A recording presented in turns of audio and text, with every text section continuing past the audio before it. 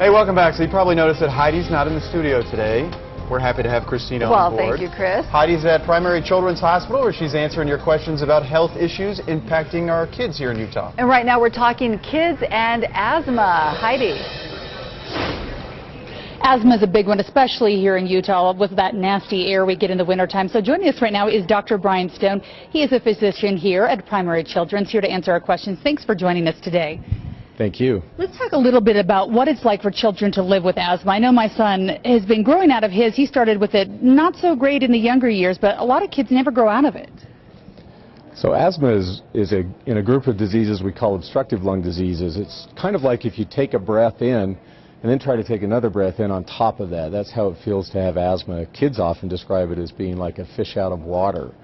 But we think of asthma also as being like an iceberg, because there's only a small portion of that that's really visible sort of above the water that people are aware of. And there are a lot of symptoms that are that big part of the iceberg that's under the water. So one of the things we're interested in here at Primary Children's is developing tools to help people with asthma see the whole iceberg so they can take better care of their asthma. When do parents at home need to come in and say, okay, this isn't something I can take care of at home, I need to go get some bigger help and go to the doctor?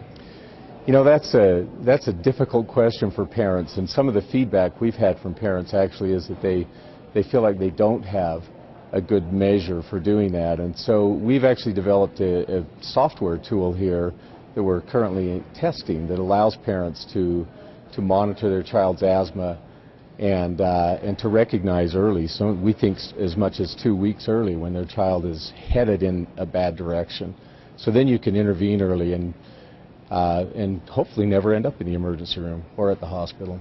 And that's a huge key, because I think a lot of times when people end up here, it's because they've waited too long and they need that help right away. Absolutely. Well, Doctor, thanks so much for joining us today. We know that you have lots more questions, even though we're out of time. You can call 1-800-762-7262. Any questions you have about your child's health, you can call the experts. They're standing by right now.